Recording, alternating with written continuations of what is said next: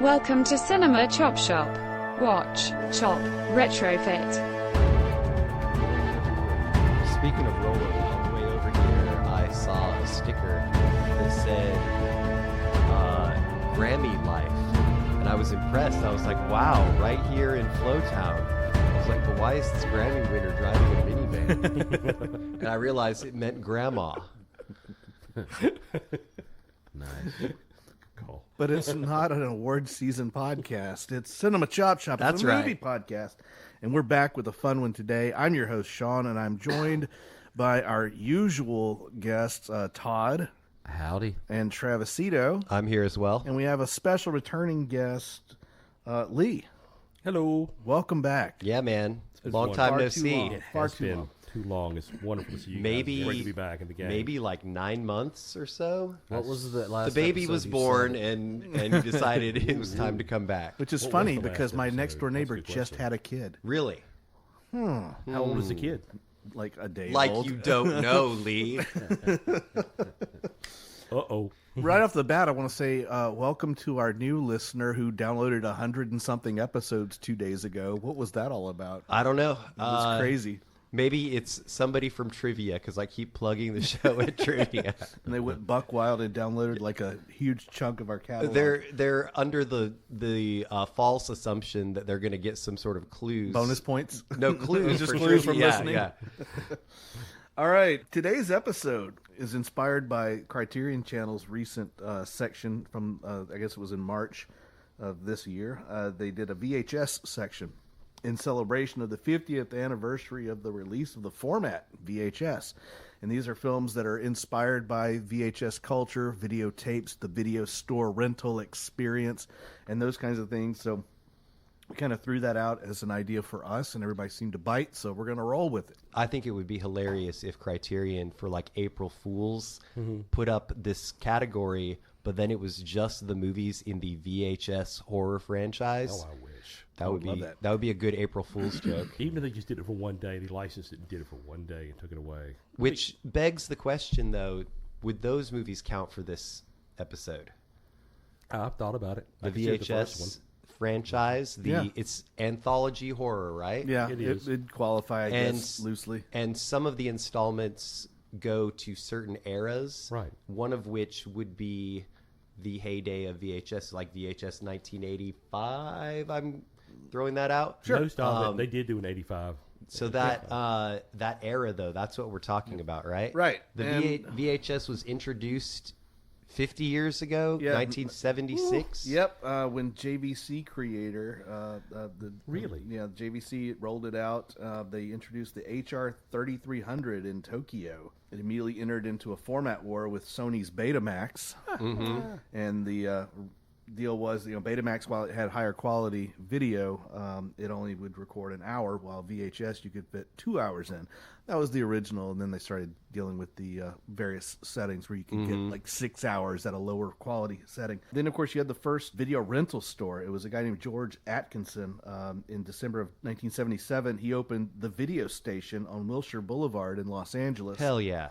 He started with only 50 titles, including The Sound of Music and MASH. Funny, you should be Wow. wearing the MASH T-shirt today. 407 7 Up. He bought them from Magnetic Video. Since selling movies for home use was a new concept, Atkinson rented them by charging a membership fee, Yep. effectively Oh, yeah. inventing the whole video store business model on the fly. Which you cannot talk about VHS without talking about the video store, because Yeah. that was so much part of the culture. I remember as a kid just wandering the aisles of the video store and looking at the cover art especially, and that really sticking with me. In my hometown, small town in Oregon, Silverton, Oregon, we had at first we had one video store, and it was Carlos's video store. And Carlos was a Hispanic man who had a crucifix tattooed on his forehead. Yeah. And the rumor around town was that he was the video store rental was a front for his cocaine business. Oh, lovely. My wife wanted to give us her input because she, as she will tell you, at the drop of a hat, worked in a small town video store in high school, a shitty video store, as they would say in Clerks, which was the dream, right, for a high school kid that was into movies. Sure. Pay me to hang out and put them on TV and take money from people and put them on their way. And she was allowed to smoke cigarettes, so it was Even win-win. better. Even better. I think most small towns, at least when I was a kid, this predates the franchise operation of like Right. Blockbuster. So a lot of and people think of Blockbuster it was movie gallery. We had we had family-owned shops that Yep. were very Right. small stores. I could walk to Finkley's? my brother's friend's parents had a gas station that they owned, and they had a section, a wall of videotapes where Rocky and Rocky 2 ended up in my permanent collection. Somehow, Todd was going to bring it back to Rocky. Those were fun days. You could just go in, and there were actually multiple places you could go just in my little small hometown. So it was Todd went and saw Project Hail Mary and was really disappointed that Rocky wasn't. I remember the first video store I remember seeing, not the first one, but the second one I saw was here in Florence, South Carolina. It was Finkley's. Yeah. And it was at the old Florence Mall. Mm-hmm. Eventually they opened one. On Second Loop. Oh, it was. This one was, I swear it was a different location. Okay, by the time I moved to Florence, there was several around. There were several Finkley's, and then you also had Blockbuster and Hollywood Video over at 5 Points.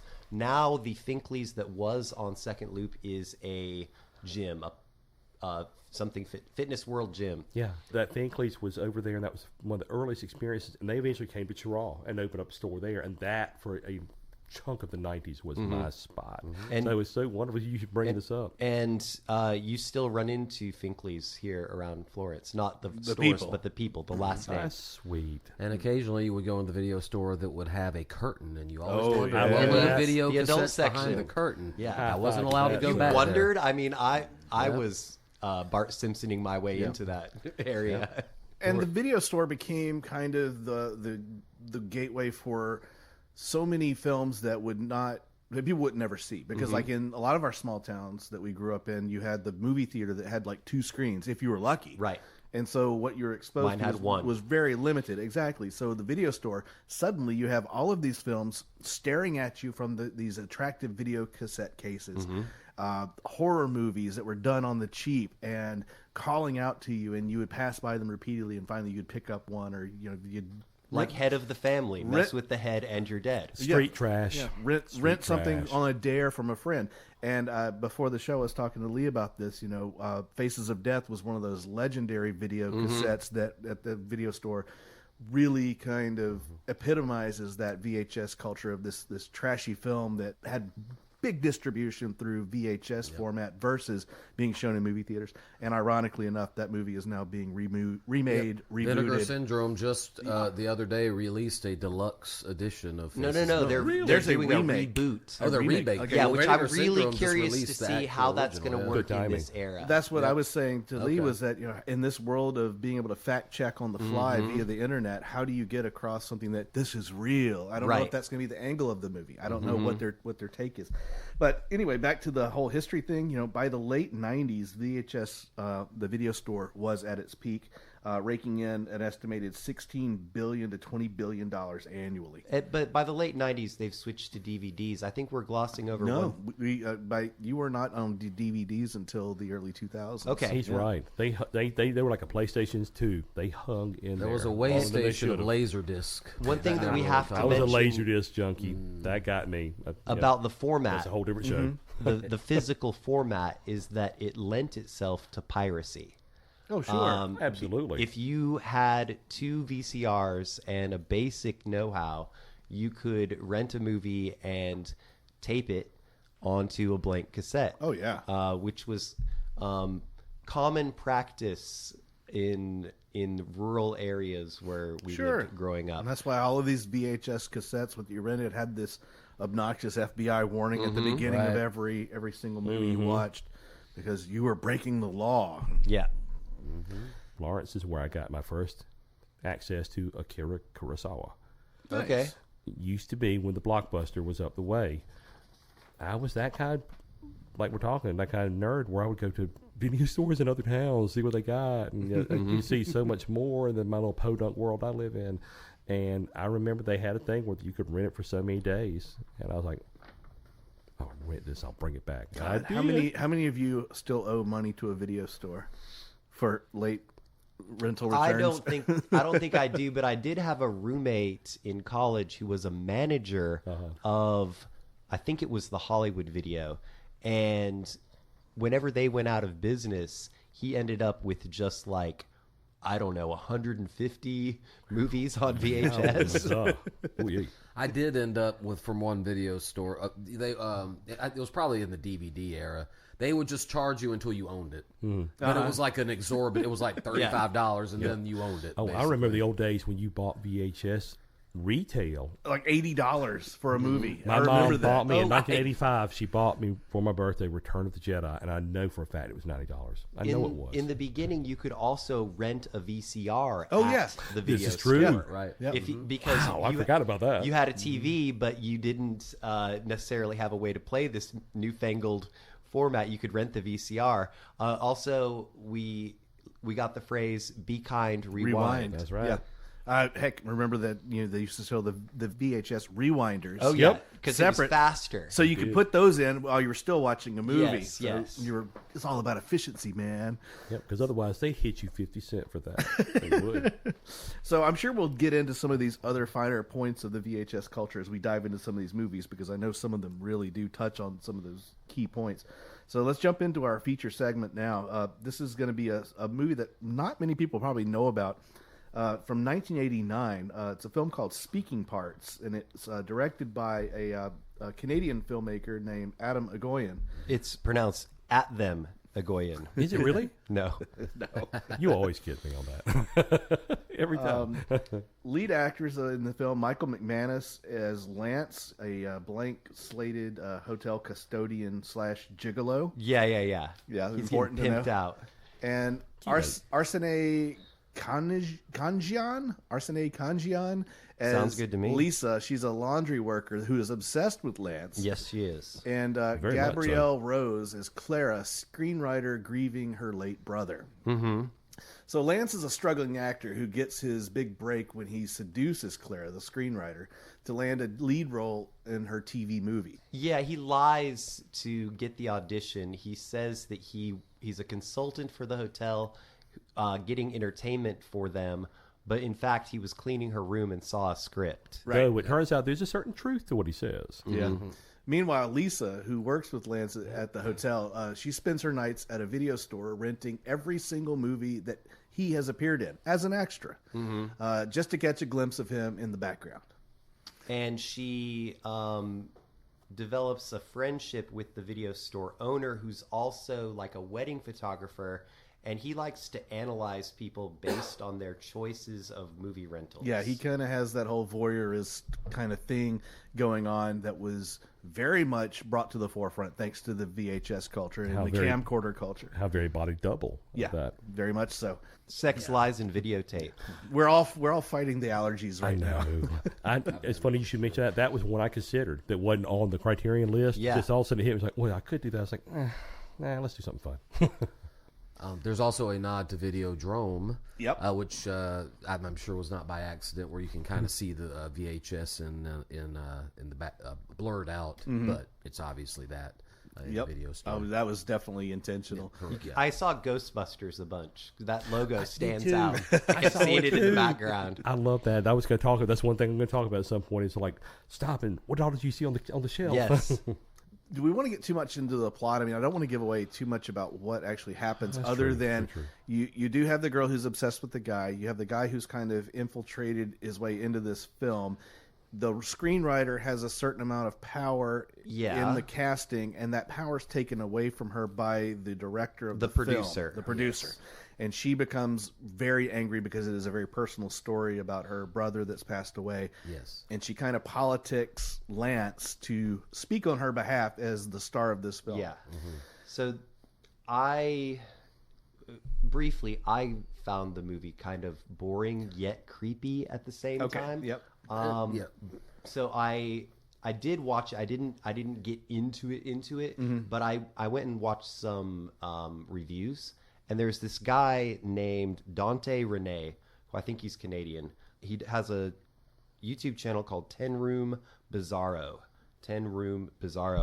And he had a pretty concise quote that I want to read that I think sums up that point. He says, "What if the only chance you had to speak was to say something you did not want to say?" Which all these extras are striving for a speaking part, and it might not be a role that they want. It might not be the message that they're trying to get across. Yeah. You have the filmmaker who's trying to make this story about her deceased brother, but the producer's mangling her story. There's some good content and good intent there. The way I described it to Todd was that it has elements of David Lynch to it. I could feel Twin Peaks including vibes. the video of Lance walking towards the camera, which I get. That was very reminiscent of the Fire Walk with Me. Correct. Yeah. And including the dreamy music. Right. So there was this kind of weirdness going on, but like you said, Travis, it never quite goes over the edge. I call this the edging movie because you have this Lynch thing going on, and at the same time you also have this Canadian Cronenberg community theater kind of thing. Like the actors were not the acting was superstars not by any stretch. particularly strong. I didn't But think you get the feeling that they probably all know each other outside of work. You know? That in itself was also kind of meta because the movie is about actors and filmmaking. So I kind of had like this Lynch Cronenberg thing going on in the movie, but it never quite got to the point that I wanted it to. Yeah. And that kind of kept my interest up because I was like, well, what's going to happen? Is something going to Is happen? this girl going to go apeshit crazy because she's, one, obsessed with Lance, and two, she's kind of gotten on the coattails of the video store owner with his gig shooting other things. And she definitely shows her craziness. She really shoehorned her way into that, too. Yeah. He didn't want her to help him sex at party. all. And she just shows up when he's already gone. Like, where is the party? He wants me to help him. He didn't say that. He didn't say that. Yeah. I felt like largely though the whole thing was almost Altman-esque in its way of how it's disjointed because they're just sad, lonely people.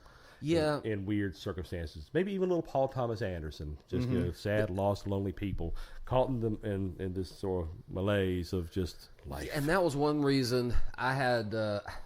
I wouldn't say I disliked it. I watched it twice. I wasn't crazy about it the second time, and part of it is the malaise you mentioned, and detachment, which is intentional, of course. Right. But I think the mediocre act. I think with a better cast, the material would have been it because this director, Agoyan, has done movies with better casts, like The Sweet Hereafter, for example, which is a very good movie. Next of Kin was one of his first movies, a horror movie that's really good. With Patrick Swayze? No. This Different is Next of Kin? He directed that Next of Kin? Yes, he did. Really? Yeah. Isn't the Patrick Swayze movie called Next of Kin? Am I There crazy? is. You're correct. Yes. You're absolutely correct. But there is a better. Oh, Yes, okay. this is like a low budget horror movie that he directed. It's really good. But to get back to that movie though, I think some of the actors were a little bit out of their depth because this material did require, in order to pull it off, a little bit of chops. I think there were, they're like the scenes of, they never have actual physical sex. They have sex, video to video, and didn't quite. It was more comical than anything else. I kind of side with Travis, though. I kind of think that maybe that was intentional because we're talking about an extra here. Yep. And so could be. everyone's like, what if you had like a whole movie made up of extras who are put into lead roles? an interesting And concept. how do they play the movie? And so maybe the mediocre acting was deliberate. Maybe because and here's the other thing about the film being 1989. Yeah, there were a lot of guys who had the big Patrick Swayze mullet haircuts, and you had a lot of women who wore the really sharp shoulder pad power outfits. Yes. I love that. But this movie is even, I think, more over the top with some of those late 80s. Take a look at a movie like Heathers, and it kind of has that same kind of feel. But this one's like amped up just a little bit, almost in a satirical kind of way. Yeah. And it's Canadian, and so there's a perspective so we might not Canadian. get. Yeah. It feels that way. Michelle said, just like she wasn't even watching, she's just in the room. She's like, everybody's hair looks too similar. Yeah. There was a lot of similarity between some of those manes that these men had. Yeah. I'm sure that there was some like undercurrent of satire that was intended there for sure with some of those over-the-top flourishes. I do wish I may, stand just in playful defense of the cast. Your lead, Michael McManus, is that correct? Yeah. It was also one of the main characters on a show called Lex. which ran on the Sci-Fi Channel long enough back where you young guys Assassin who were younger Kai. than me know what I'm talking about. And Was it I know Lex Luthor? No. different. No. Very different. LEXX. Lex Very Luger, former sexy. wrestler. Nope. No, not that. It was one of those syndicated shows that you would see on like Sci-Fi Channel, And that's where it was maybe? on. Yeah, And you could okay. tell it was slightly edited because sex was a big part of it. Just sort of low-key, soft-core kind of thing Right. that the Canadians were doing, which is very Canadian, apparently. But the whole movie feels that way. And I was going to say the actress who plays the screenwriter, I saw her on an episode of Millennium, Okay, which that I makes sense. suspect was probably filmed in BC, in British Columbia. And so I can see these Gabrielle guys. Rose. Yep, I can see them making the rounds in that area. So this movie is the third part of the Egoyan video trilogy. This is part 3 to Really? Next of Kin and Family Viewing, Okay. all of which Next follow. of Kin is great if you've never seen it. he's And I didn't right. even know he directed it until I started looking into it for the episode. That's Rest in nice. peace. Glad you did. But yeah, there's some other. The movie's okay. I mean, Yeah. I understand what everybody's saying about it not being all. It could be better. It It's could one of be those more movies that I respect more than I enjoyed. it. Yeah. Another vibe I got from it was The Room. Tommy Yeah, Wiseau. I can totally see that. Again, that speaks to that whole thing about Yeah. what if you take extras and push them to the forefront. Right, But there are also some kind of neat things done with layers of reality where you have the like the early era video conferencing, the where they're talking on the TV screens. There's some things done with low res versus 35 millimeter to kind of create Yeah. these various levels of reality. The suggestion that the walls are starting to quaver a bit. So there's some good stuff in it. It's worth watching, I think, just to kind of get a little Yeah. time capsule of the video world. Outside of that, I mean, it's harmless. It's fine. I would like to give respect to the opening credits. They are printed in John Carpenter font. If you go back and look, they Cool. Look like, they Nice. look like Okay. the classic standard Carpenter font. And I did like the dreamy soundtrack. I thought I did very too. That plays appropriate. back to that fit. Lynch thing. Yeah. It Yeah, does. It was very Lynchian. Yeah. It felt like Canadian Lynch. Yep. But just for one more point on Egoyan, the Criterion had a collection focusing on him years back, so I watched several of his movies, and he's definitely a director worth revisiting. Yeah. Exotica's another one that I didn't mention before that's really good. He recently was The in the Adjuster. Criterion Closet on YouTube. You can check out his nice. picks too. Yep. He's an interesting fellow. Yeah. Travis, you got fun facts? In a way, it was kind of hard to find any fun facts or trivia about the movie itself, but I do have something Michael McManus.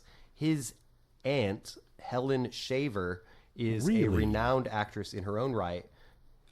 She's known for Poltergeist Legacy and an important director and show writer in Los Angeles. And his maternal cousin is Lali Cadeau, a famous Shakespearean actress well known for her participation in Canada's thriving theater community. Well, there you have it. Indeed. A very Canadian Twin Peaks. Worth Now, checking out. Now, interestingly though, wouldn't this have? Well, it would have been around the same time as Twin Peaks, right? Yeah.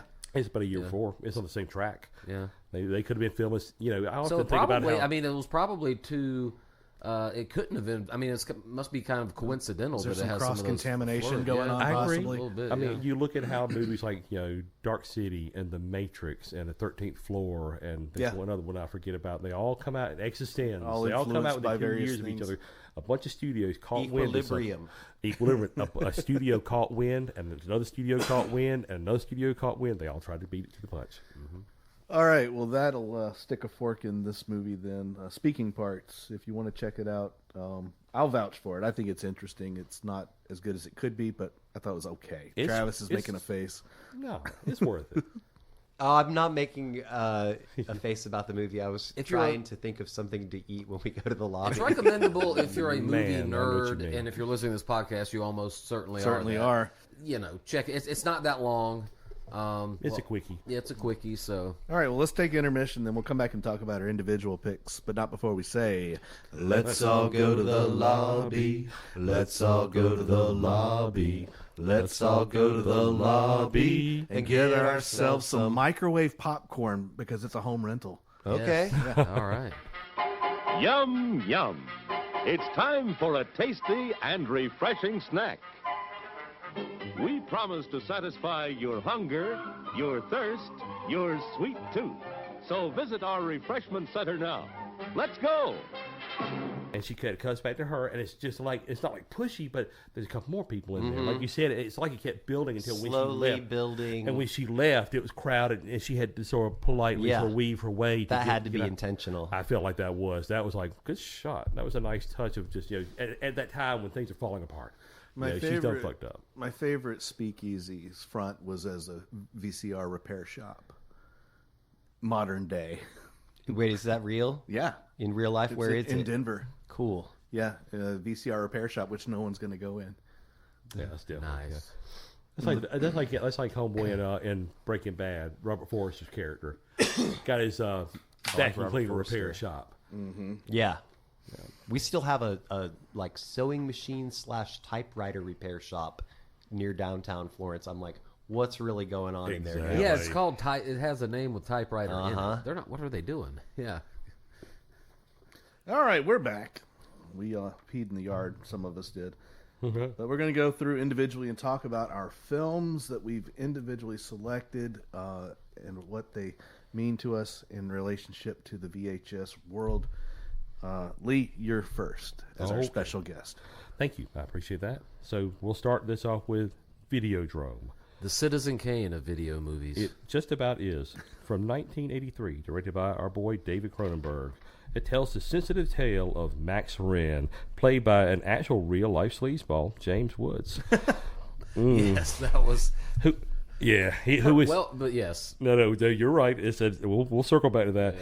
But a sleazy but ambitious president of a Canadian UHF channel specializing in the broadcast of sensationalized content, including soft-core cable channel porn that runs in the late night hours. And though ratings are good, Max is always on the hunt for a new program to hook the people in. Specifically, something involving something with doing with sex, that pushes the boundaries of good old-fashioned Canadian standards and practices. He seems to find that in what he thinks he finds in the form of Videodrome, a pirated torture snuff broadcast that he initially believes is fake from parts unknown. And from that point on, he ventures into a miasma of conspiracy theories, video, social, philosophy, governmental culling, BDSM, assassination, mind control, and revolution, all while his hold on reality begins to merge and collapse into the inescapable signal that is Videodrome. Nice. Nicely done, sir. summation. Well written, sir. Thank you. Yes. Thank you. So did you like the movie? James Woods. Well, I'm wearing a T-shirt for those of you listening. He is, and it was very nice because when he came in, the first thing I looked at your shirt, I looked at your face, kind of thing. I was like, ooh. Probably one of my things. all-time favorite movies, although I confess it had been a few years since I watched it because I just didn't want to have to look at the miserable douchebag James Woods. Although this character is a miserable douchebag, so it kind of works. Like all of us, James Woods was born slimy, but he stayed that way. Yes, exactly. In my personal fantasy, Debbie Harry has a VHS slot. Well, you're talking about softcore. This is a confession, and it's a 30-year-old confession. But one of the things that video stores, small town, tiny video stores, afforded a pubescent young man was you could drive to a little small town and rent a video under a fake name and then just never bring it back. This is true. This is true. Yeah, this movie's great.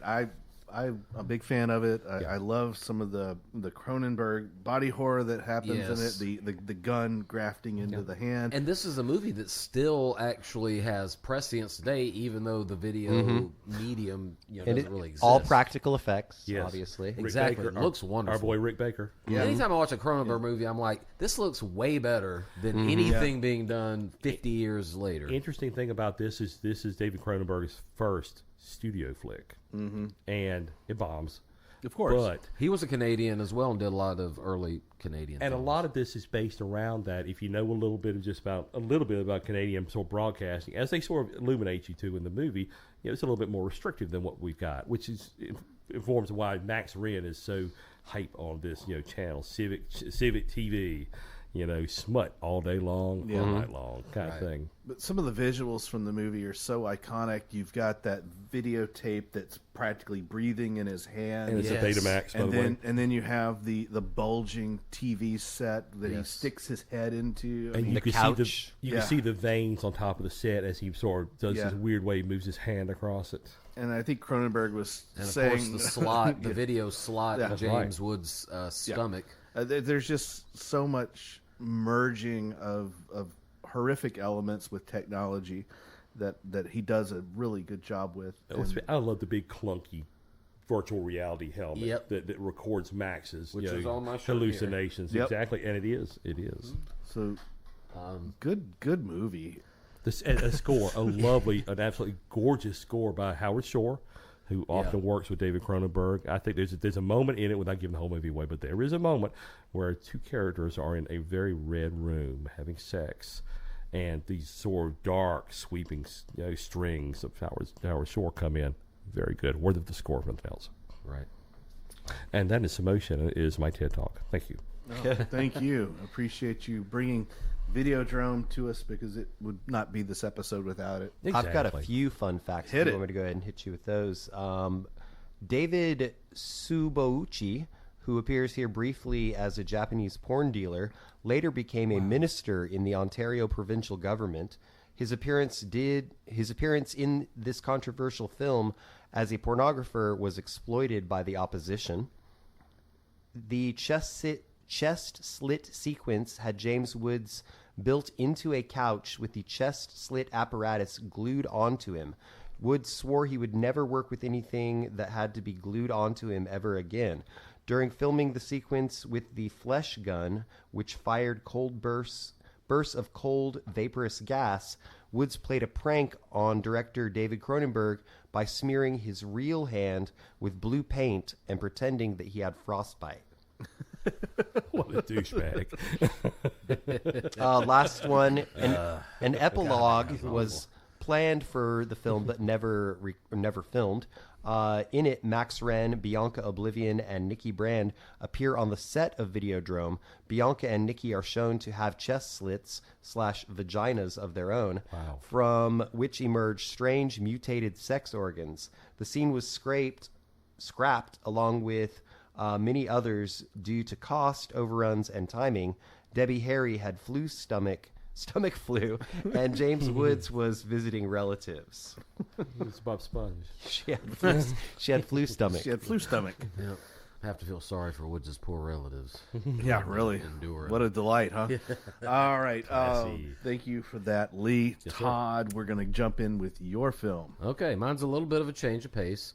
I kind of wanted to do something more contemporary, just because all the other ones were set in the video VHS era. And so this is Creep from 2014, which is a found footage psychological horror film about a videographer. I like named this Aaron. movie. Yeah, I liked it too. His name's Aaron, played by Patrick Bryce, who is also the director. And co-writer with Mark Duplass. Correct. Who answers a Craigslist ad for a one-day job filming a man named Joseph, played by Mark Duplass, in a remote cabin, who claims to be dying and wants to record messages for his unborn child. As the day progresses, Joseph's behavior becomes increasingly bizarre and unsettling, making Aaron question his true intentions and safety, leading to a tense and suspenseful experience. And so Bryce and so the way that the film was made, I think, is really interesting. Bryce and Duplass were friends. Bryce, so they kind of worked on the film together, as you noted on the script, and Bryce ended up directing it. And the interesting thing is they shot the film without intending it to be a horror movie. In the movie, it was really going to be what it seems like at the beginning, which is that Mark Duplass's character, Joseph, is just this kind of maybe mentally ill, edgy sort of guy who doesn't have a lot of friends and wants a friend. And that's kind of how they play it. And so they had a rough cut with that being the angle. And as they screened it for colleagues. And colleagues, friends, things like that started watching it, and they were disappointed. They were like, they kind of were saying that they thought it was kind of going to go in this horror mode. And the interview I watched with Duplass, he talks about how they were resistant to it because they're not horror guys. They thought they were like, well, we don't, But then that they just kept getting that response over and over again. So they went back to it and shot some additional scenes and recut it in the way that we see it now, as a horror film. And so I think it's a really interesting movie. I didn't love it the first time I saw it, but I liked it, and I always wanted to revisit it. Yeah. And I liked it much better the second time. It scared the hell out of me when I saw it the first time. Yeah. I'm kind of an easy target for that sort of thing. I'm a little bit of a sucker for found footage. There's a lot of well-timed jump scares in here. Duplass, so if you don't know much about Mark Duplass, he and his brother worked together on a lot of material. But Duplass as an actor is more known for his kind of comedic roles. He was in The League. Which I love. Is great. Which had a great run. Nothing bad ever happened with that show. Yeah. Perfect. And No fallout from any of the cast members. And so Duplass uses kind of his comedic talents to create a very unsettling character. Lee and I were talking about this a few moments back during the break about how comedians oftentimes are able to step into a horror role like this where you're playing an on-edge character and pull it off in a way that other people might not be able to do. Or someone like we were talking about, like Jordan Peele, a director who goes completely from, I'm a stand-up comedian kind of guy, and I'm going to start directing a horror movie. Hell yeah. Yep. Glad he did, though. Exactly. It's wonderful. And so this character, Aaron, and I could relate to him because he sees how weird this guy is, but he's not. He wants to be polite. He doesn't know what to make of it. And then he keeps making these aggressive moves towards him. He's pulling these little pranks on him. Jump scares. Yes. It's kind of mischievous. And he's like a bull. Like if you ever encounter, in high school there was always a bully like that, right? Who would kind of come up to you and act like he was being friendly with you, but then he would aggressively try to get you to do something. Too flinching. Just to fuck with you, and that was kind of the vibe I was getting, which is what kind of put me back in that mind frame. But in any case, I think it works really well. Now, the video element is not as prominent as it is in some of the other films we talked about, where they're actually exploring the medium as part of the milieu of the film. However, I do think that because the whole film is shot on video, basically, and I think it's edited very well, especially the fact that they were able to kind of it has very episodic feel to it, which is why they were able to go and just reshoot it and turn it into a horror film, even though it wasn't intended to be that way. And there was not a very structured script. Most of the dialogue is improvised. Correct, yes. Which I think works for this. Yes, exactly. Because for a found footage, it just gives it that more authentic feel. Absolutely. I believed Bryce as the actor, his startled, his like uncertainty, like what am I supposed to do here? He's wanting me to stay for a drink at night, and this guy's weirding me out. I want to leave, but also I don't. He just had told him something personal about not having friends, and so I don't want to. I thought it was all kind of relatable, but also added to the tension and like. I thought it worked really well in that regard. I like that Mark Duplass is the most comfortable sociopath that ever lived. Yeah. Oh yes. Yeah. He doesn't show a lot of emotion, but he has a good time. Yeah, he has a good time. Yeah, he's just having a grand old time. And when we finally get to, without giving too much away, when we get to the scene in which all becomes clear at the end, that scene was shocking, wonderfully done. It's shocking, very but well wonderfully done, and totally. It had a very. It's kind of like a Zodiac sort of thing. Yeah. Like by a lake and it's scenic. You see it from a distance, so you are as if you were Yes. removed from the violence. And it's in an environment where you feel safe. It's a clear blue day by a a scenic lake, and there are houses around across the way. No one's going to murder you, and exactly. So we see the videos finally at the end and find out that this character that the Duplass character has been doing this for years, filming for years and years and years, and so that's kind of where the video element comes in. It's not as explicitly discussed though as it is in some of the other films. It doesn't really push. It doesn't really harp the medium. It just uses the medium. Right. Correct. But as I mentioned to Todd, because I was kind of puzzled while I was watching it, it was like, why did Todd pick this? But at the same time, it does speak to a lot of what VHS allowed us to do as Home recording. homemade auteurs or homemade Yes. pornographers or homemade Yes. snuff film creators, because it opened the door to people creating their own movies with camcorders and VHS tapes and not having to go through an intermediary, a film lab or someone that might blow the whistle on whatever they were recording that may or may not have been legal at the time. So Yep. These were the early influencers. yeah. So without VHS, you would not have the camcorder to DVD or the camcorder to SD card, or in today's day and age of shooting something on your phone and uploading it to the cloud. And we even call those videos still sometimes. We do. right? We do. I taped a whole thing earlier. Yeah, exactly. Yeah. So What? Yep.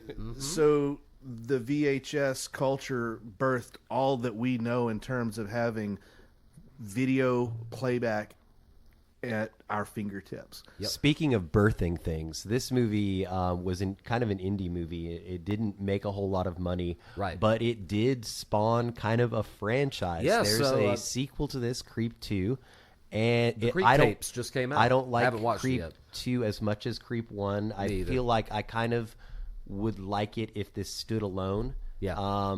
And then they also made a TV show. There's the Creep tapes, And which I have not is that watched. on Netflix? Which is on I think it's on Shudder. On Shudder. I haven't okay. watched it yet. And Those Creep jerks that fired 3 Joe is Bob. in pre-production. Did they really? So it's one of those that just got popular on streaming Kinda, platforms. I think. I first heard about it when it was streaming on. I don't think it was on Shudder.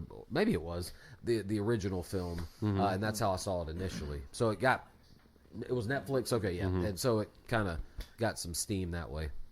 I think it may still be on Netflix, to be honest. Excellent. Might be. Real quick with fun facts, because you already kind of hit on this about the way they tweaked the film based on feedback from their friends and Right. peers. That eventually led to the psychological black comedy aspect of it. Also, there is footage of at least 3 other alternate endings that Really? exist.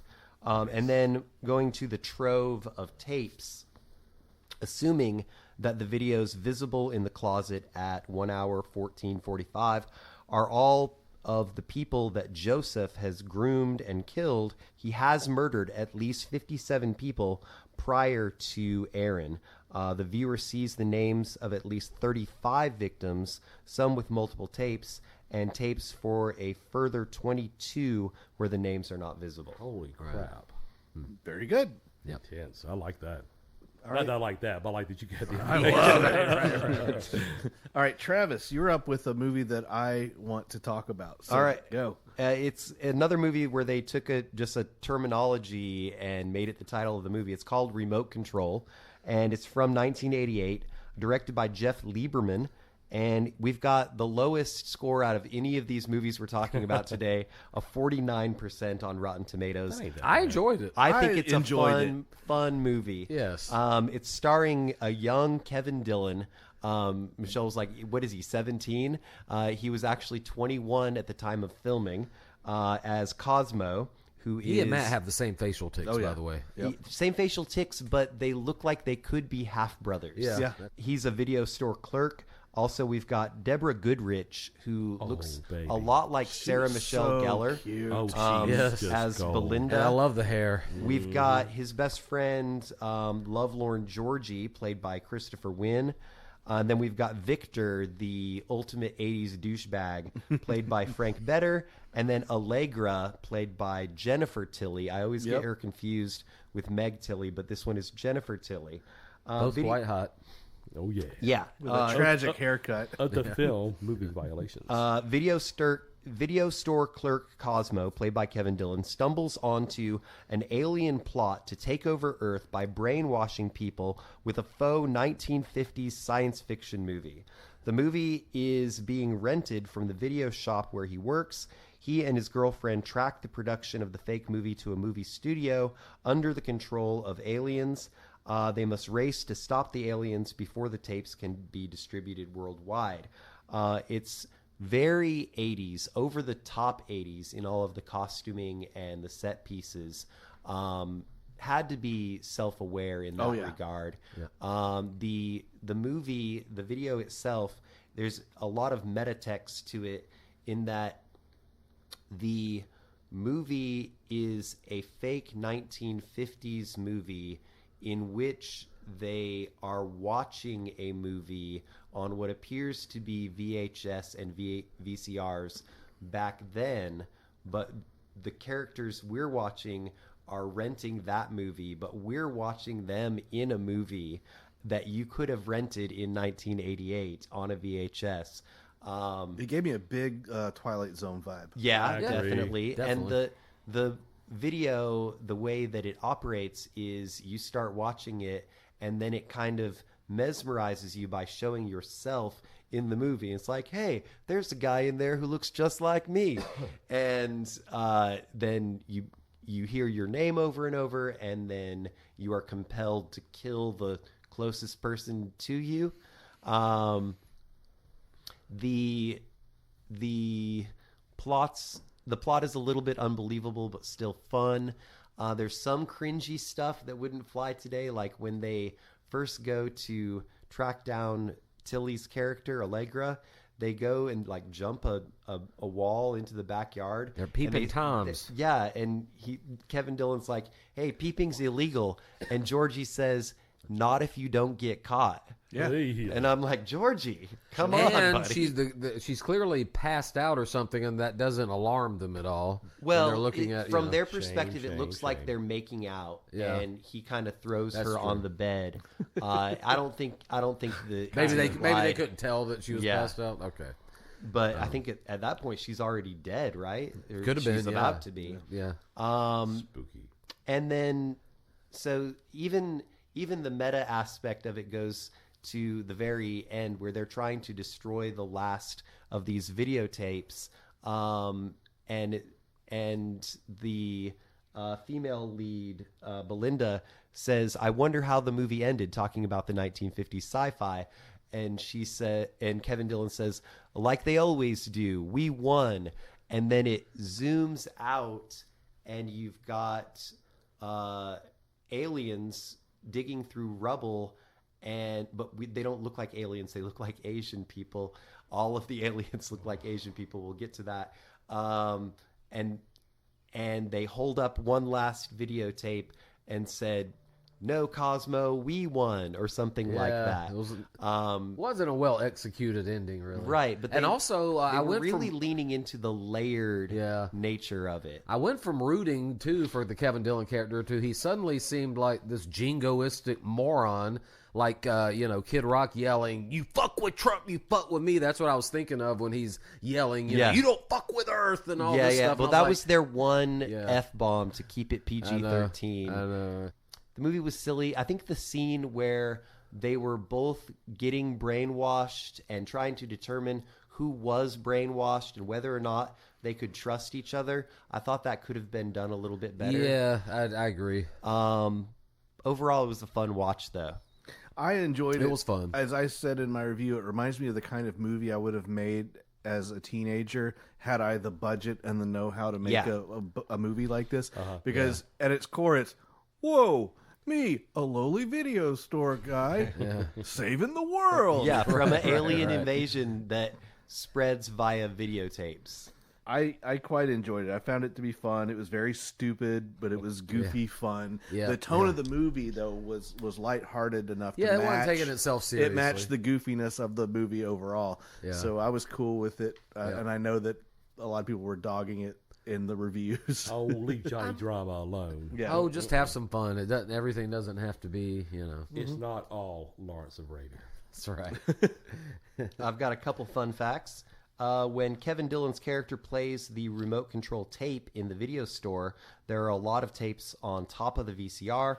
One of them is Rumblefish, based on the S.E. Hinton novel. Matt Dillon is in the movie adaptation. Yes, he is. Jeff Lieberman cast all Asians as the aliens as a tribute to Japanese science fiction movies from the 1950s and 60s. A tribute. Yeah, okay. But so you could have cast all Japanese people, but it says instead you just went with blanket Asians. Then we've also got Kevin Dillon did all of his own stunts. Because what has he got to lose? It was filmed in 1986, but did not get released until 2 years later, 1988. Lovely. Yep. And Johnny Depp auditioned for the role of bless his Georgie. heart. Did not get the part. And that's all I got. Awesome. That's pretty good. All right, Jackson, what you got? All right, my film is a very pure movie for all audiences. Of course. From 1988 called Rewind, also known as Celluloid Nightmares. Mm-hmm. It's a Japanese film directed by, oh God, here we go, Hisayasu Sato. Got it. He's a legend in the Japanese pinku or pink film scene. The lead actors are Kazuhiro Sano and Kiyomi Ito and Sayaki Hitomi. Why do I do this to myself? Because you want to. You should get AI. You should get AI recorded To with just the names plug and in then the names then for me? just- Just Yeah, ask do it. Google. Yeah. How do I say this? Pronunciation. But with like a strong Asian accent. Yes. All right, so a young man discovers a disturbing point of view snuff videotape hidden in a refrigerator with a severed hand holding the tape. Oh my God. Obsessed with finding out if the murder is real, he descends into Tokyo's neon-lit underground video subculture. He eventually teams up with a reporter named Crime Hunter, only to find his own dark, voyeuristic urges taking over. Now, I know Todd saw this. Yeah. Lee, did you watch it? I didn't. I didn't either. Oh, my God. Oh. Now, see, I thought that Travis would watch Because this. of the Oh, booby man. count? It's Yeah, insane. You wouldn't have wanted Michelle to walk in on Yeah, this one. yeah. That's the a only little thing, bit of the reluctance that As I texted Sean, the only thing keeping this from being an actual porno was a thin layer of fabric. They're like yeah. putting mouths all over the underwear and the it was So With the normally- genitalia. the genitalia. Yeah, the genitalia. It's just over an hour. Yeah. It's a very short film. Yep.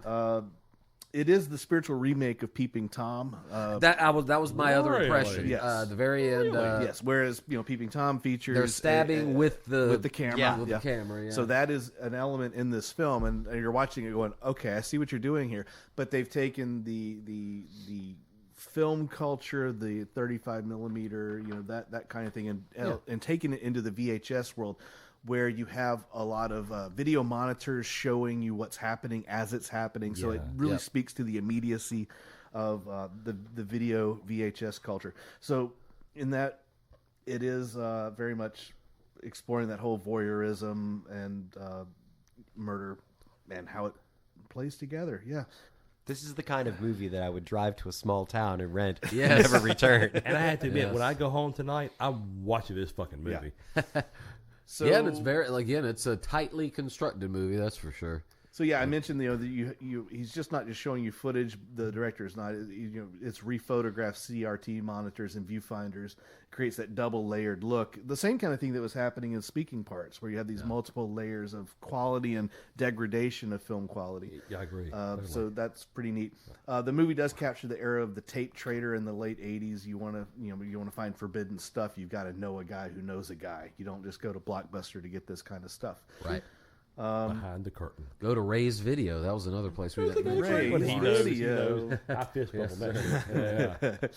But it does highlight how VHS allows any amateur to record their own reality or stage reality, blurring the lines between filmmaking and real life crime, which kind of dovetails back into what Todd was talking about with Creep. Yep. Yeah, it's lots of sex. Lots of sex. I mean, everybody's horny. Everybody wants to The fuck. first 15 minutes, there are two sex scenes that probably take up about 10 minutes. I mean, they're not quick in and outs. Get let's get the theme across and then get out, kind of like in Videodrome. So what you're with the saying, sex scenes. what you're Which saying takes a is second. that 10 minutes seems like a long time for sex, Todd? In a movie that's a 75 minutes, or not even that, 65 minutes long, yes. My favorite, my favorite sex scene in this movie is when the young videographer he's trying to watch the tape and his horny girlfriend is like climbing all over him, going, "Why are you watching this? Let's fuck!" And it's like gore and violence, and the girl does not care. She's that amped up and ready to go. And then there's another subgenre on scene Pornhub. where a sister says to a brother, "Let's commit incest," and then That's they do. also a whole subgenre on Pornhub. Yeah, it is. This is true. So yeah, as I said, Hisayasu Sato. God damn, that's hard. You're doing great. Is known for the Pinko Edge.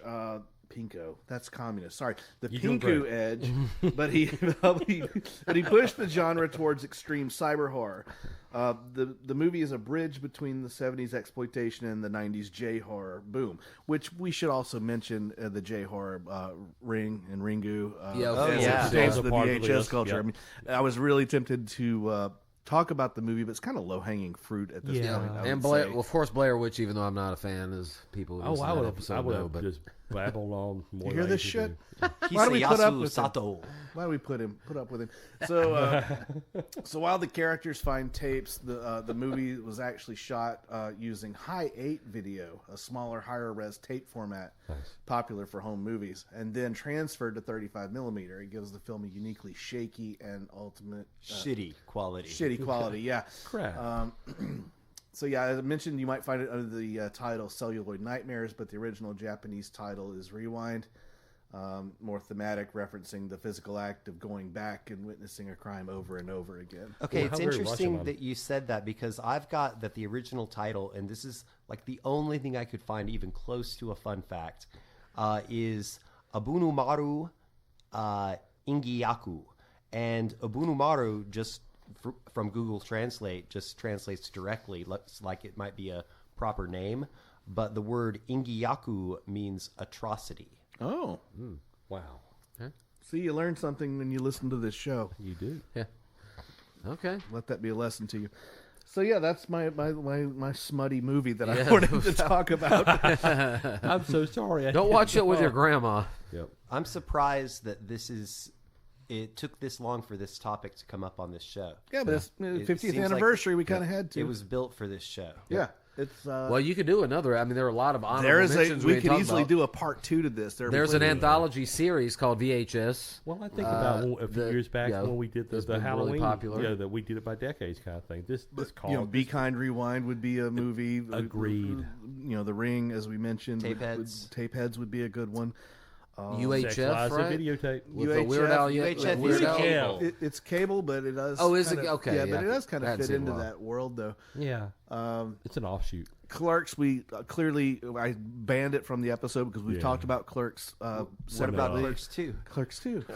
That'd be interesting. Is there still a video store in Clerks? I 2? think they definitely have it in there because the Quick Stop is still in Yeah. there, but it's set in a fast food store. You know, you right? could really Fast fuck food it up store. and do like Clerks 3, which definitely has the video store by the end of So it. yeah, it's ripe for the picking. This episode and the genre of VHS nostalgia. We could do another one. So let us know if you want us to do another episode. Our next episode in a couple of weeks, Travis, you are not going to be here for it, but we will be doing the much talked about and much planned episode, Synth Soundtracks, with a special guest who speaks from a high point of authority. So we're very excited to have that in a couple of weeks, so be sure to listen to it and check it out. In the meantime, you can check us out on social media. We're Cinema Chop Shop. We're also Cinema Chop Shop Podcast on YouTube and Blue Sky. And tell you, rate, review, subscribe. Do all the good things. We need it. Tell your friends you love them. Please do. Love your neighbor and do kind things for total strangers, because in this world we need it more now than ever before. Have a good Friday. And Enjoy your weekend. a good Easter. And in the meantime, please remember to Watch, shop, retrofit.